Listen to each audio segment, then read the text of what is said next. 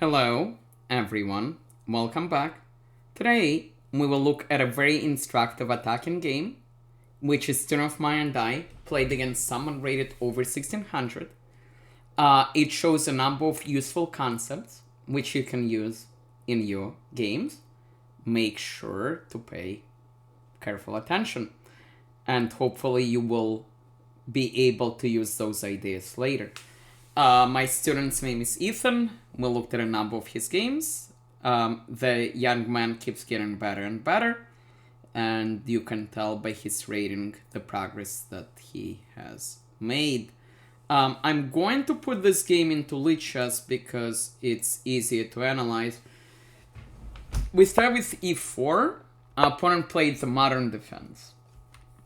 Okay, we control the center, and this sort of transposed into the Pirc. So d6, g6.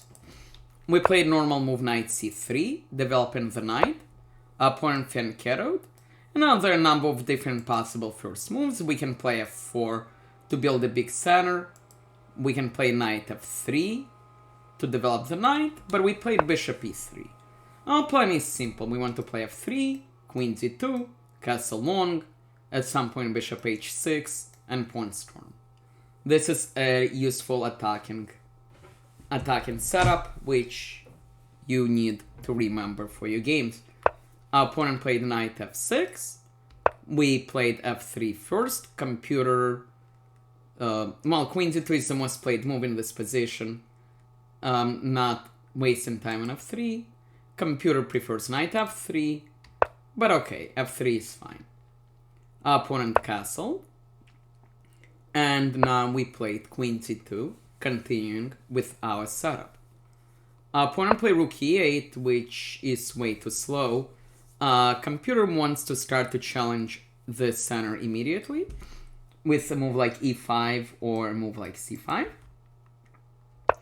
Rook e8 is too slow because now we can castle. And already black needs to be very, very careful. And black decided to make a sizable mistake by playing pawn c5. Of course, if we take, black sort of is doing okay, but we don't have to take, we push.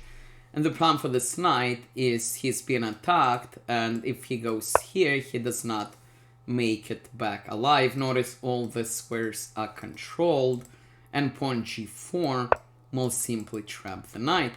So the knight runs away, and we took the pawn. We up a pawn.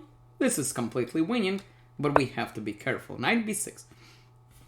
Normally you're taught that you want to trade when you're up. However, if you take this knight, black takes back, and all of a sudden the rook plays chess. So this is not the type of a trade which you want. So we drop the knight back to c3, maybe to bring it to e4. Opponent played e6. The downside of e6, he's weakening his dark squares. We play bishop h6. Computer wants to start with bishop g5 first, which is very sensible, but okay, we want to trade off his bishop. We want to play h4, h5. We want to open up this line, and we want to checkmate. Opponent played c6, which also weakens this square. We traded. Computer wants h4 immediately. Okay, but we took, which is fine. Black took back. And now we play knight e4. Maybe the knight will go here. Maybe the knight will go here.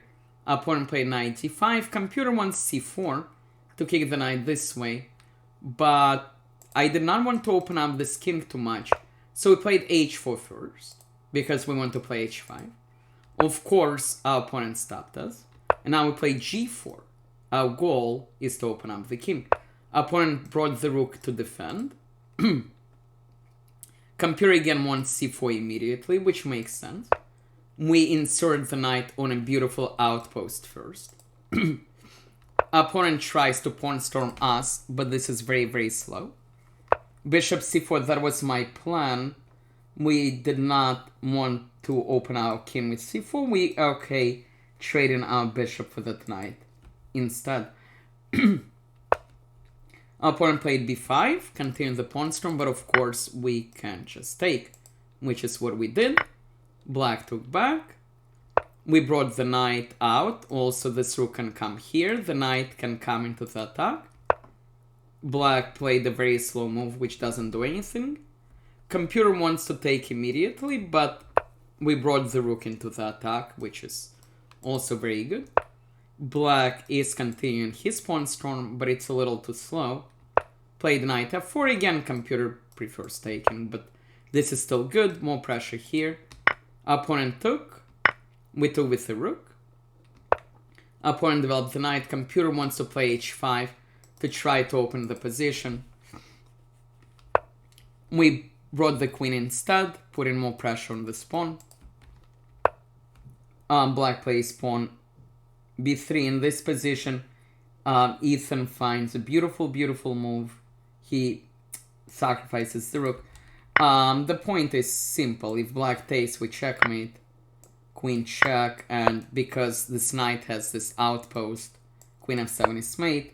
Of course, you need to calculate what happens if your opponent doesn't take. Well, if he goes here, there are all kinds of discoveries. This is not fun, so the key move is king f8, which you need to calculate. You also need to realize this is not scary, because we can always move the king, and the rook covers this square. So, but after king f8, we have rook f6 threatening to take here, and he cannot defend with the bishop, because we, in that case, have this move with a fork. So in the game, our opponent sacrifices queen, which apparently is the best move. We took back.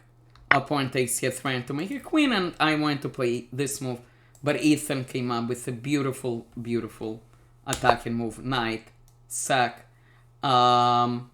In the game, black took. If black doesn't take, well, he's in check. He would have to play this move. Now this king is in trouble. We can simply play this move. It's only a matter of time until this king dies. In the game, black took. But now this is very quick, because this mate is threatened. This mate is threatened, and this just postpones it by one move. So that move does not matter, so black resigned. Great job to Ethan finding several beautiful, beautiful moves. Several ideas for you. Remember the setup where you play queen to f3, castle long, and pawn storm. That's a very useful attacking setup to remember.